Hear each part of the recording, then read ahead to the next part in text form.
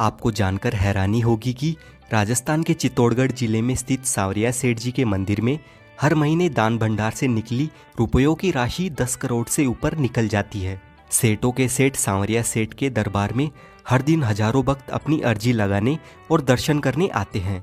सांवरिया सेठ जी को लोग अपना बिजनेस पार्टनर बनाते हैं और वे जो भी कमाते हैं उसका कुछ हिस्सा सेठ जी को देकर जाते हैं। और जो खाली हाथ यहाँ सांवरिया सेठ जी के पास आता है उसे सेठ जी खाली हाथ नहीं जाने देते हैं। तो दोस्तों, अगर आप भी यहाँ आना चाहते हैं तो मैं आपको इस वीडियो में बताऊंगा कि आप भी सांवरिया सेठ जी के दर्शन करने कैसे आ सकते हैं, सिर्फ एक दिन में आप कैसे घूम सकते हैं, and most important question, total खर्चा कितना होगा, और खाने पीने से लेकर रहने की कंप्लीट इन्फॉर्मेशन आपको इस वीडियो में मिलेगी। इसीलिए सबसे पहले आप जय श्री सांवरिया सेठ के नाम से कमेंट कर दीजिए और वीडियो को लाइक और चैनल को सब्सक्राइब कर लीजिए, क्योंकि ऐसे ही टूर गाइड वीडियोस आपको इस चैनल पर देखने को मिलते रहेंगे। सांवरिया सेठ जी का मंदिर चित्तौड़गढ़ के मंडफिया गांव में मौजूद है। भगवान श्री सांवरिया सेठ जी का संबंध मीराबाई से बताया जाता है। कहानियों के अनुसार सांवरिया सेठ मीराबाई के वही गिरधर गोपाल है जिनकी वह पूजा किया करती थी। मीराबाई संत महात्माओं की जमात में मूर्तियों के साथ घूमती फिरती रहती थी। ऐसे ही एक दयाराम नामक संत की जमात थी जिनके पास मूर्तियां थी। एक बार जब औरंगजेब की मुगल सेना मंदिरों को तोड़ रही थी और मेवाड़ राज्य पहुंचने पर मुगल सैनिकों को मूर्तियों के बारे में पता चला, तब संत दयाराम जी ने मूर्तियों को खुले मैदान में एक वट वृक्ष के नीचे गड्ढा खोदकर पधरा दिया। और फिर समय बीतने के साथ ही संत दयाराम जी का स्वर्गवास हो गया। और कई सालों बाद सन 1840 में मंडफिया गांव के निवासी भोलाराम गुज्जर नाम के ग्वाले को एक सपना आया कि बादसोड़ा बांगुड़ के मैदान में 4 मूर्तियां जमीन में दबी हुई है। जब उस जगह पर खुदाई की गई तो भोलाराम का सपना सही साबित हुआ और वहां से एक जैसी 4 मूर्तियां प्रकट हुई। सभी मूर्तियां बहुत ही मनोहारी थी।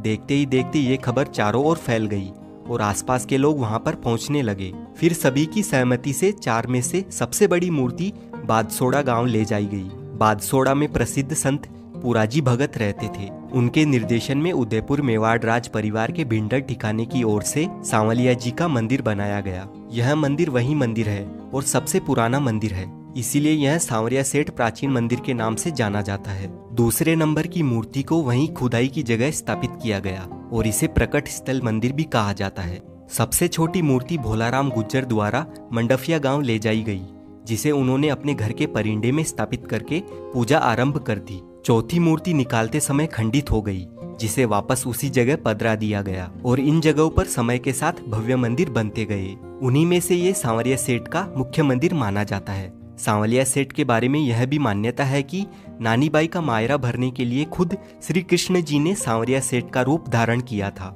इसीलिए व्यापार जगत में उनकी लोकप्रियता इतनी है कि लोग अपने व्यापार को बढ़ाने के लिए उन्हें अपना बिजनेस पार्टनर बनाते हैं। सांवरिया सेठ के दर्शन करने आने के लिए आपको सबसे पहले आ जाना है चित्तौड़गढ़।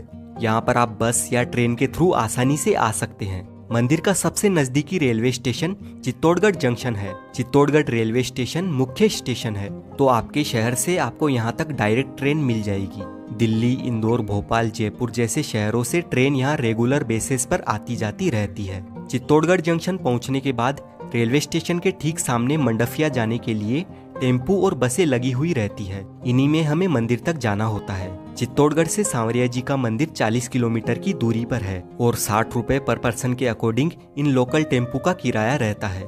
चित्तौड़गढ़ से निकलने के 50 मिनट बाद हम पहुंच जाते हैं मंडफिया गांव में सांवरिया सेठ जी के दरबार के सामने। अगर आप अपने पर्सनल व्हीकल से यहाँ पर आते हैं तो आपको यहाँ पर फ्री में 4 व्हीलर और 2 व्हीलर के लिए पार्किंग की सुविधा भी मिल जाती है। अब हम जाएंगे मंदिर के अंदर।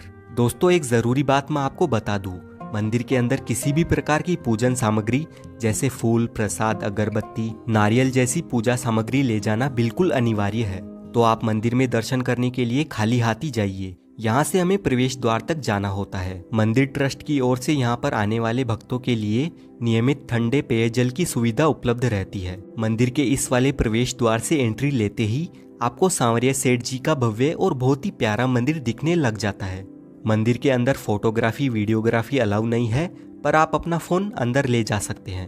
और मंदिर के खुलने और बंद होने की टाइमिंग की बात करें तो सुबह 5 बजे से 12 बजे तक और 2:30 बजे से 11 बजे तक दर्शनों के लिए मंदिर खुला रहता है। हर महीने इस मंदिर में 10 लाख लोग आते हैं, तो काफ़ी ज़्यादा भीड़ होने की वजह से हमें आधे 1 घंटे तक लाइन में लगकर इंतजार करना पड़ता है। इसी बीच सांवरिया जी के जयकारों के साथ समय का कोई ख्याल ही नहीं रहता है और हम धीरे धीरे करके मंदिर के अंदर प्रवेश कर लेते हैं। जैसे ही आपकी नजरें सांवरिया जी से मिलती है, आपके सारे दुख दर्द चुटकियों में गायब हो जाते हैं। अगर आप सच्चे दिल से मंदिर में आते हैं तो मानो आप कुछ देर के लिए अलग ही दुनिया में पहुंच जाते हैं और हमारे दर्शन बहुत ही सुंदर तरीके से हो जाते हैं।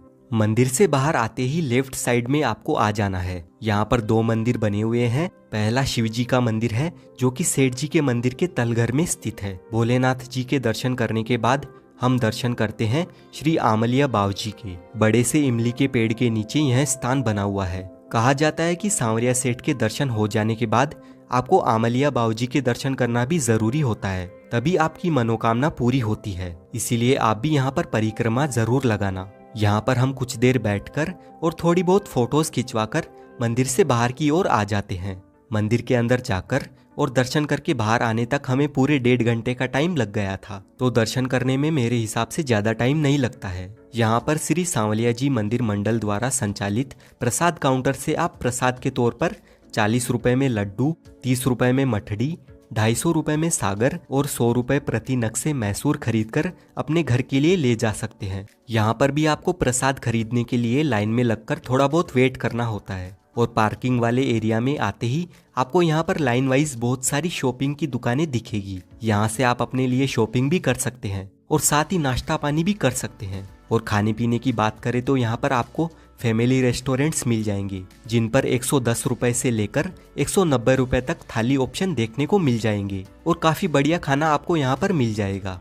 वैसे तो दोस्तों आप एक दिन में ही बहुत ही अच्छे तरीके से सांवरिया जी के मंदिर में दर्शन करके उसी दिन अपने घर के लिए रवाना हो सकते हैं, लेकिन फिर भी अगर आपको रहने की व्यवस्था चाहिए तो श्री सांवलिया जी मंदिर मंडल की ओर से बादसोड़ा चौराहे पर श्री सांवलिया धाम फैमिली रूम और हॉल डॉर्मेट्री धर्मशाला स्थित है। इस धर्मशाला के चार्जेस कुछ इस टाइप से है। डबल बेड के लिए 500 रुपए, 4 बेड के लिए 1000 रुपए और 16 बेड हॉल डॉर्मेट्री के 200 रुपए पर बेड के हिसाब से रहने की सुविधा उपलब्ध है। और अगर आप मंडफिया में रुकना चाहते हैं तो यहाँ पर सांवलिया जी मंदिर मंडल की ओर से रुकने के लिए कई भक्त निवास बने हुए हैं। इनकी जानकारी आपको नीचे डिस्क्रिप्शन में मिल जाएगी। यहाँ पर आपको डॉर्मेट्री 20 रुपए में और रूम 50 रुपए से लेकर 1000 रुपए तक मिल जाते हैं। वहीं प्राइवेट होटल की बात करें तो नॉन एसी रूम 500 रुपए से 700 रुपए तक और एसी रूम 700 रुपए से 1000 रुपए तक मिल जाते हैं। और आप चित्तौड़गढ़ में रुकना चाहते हैं तो मंदिर ट्रस्ट की ओर से चित्तौड़गढ़ में श्री सांवरिया जी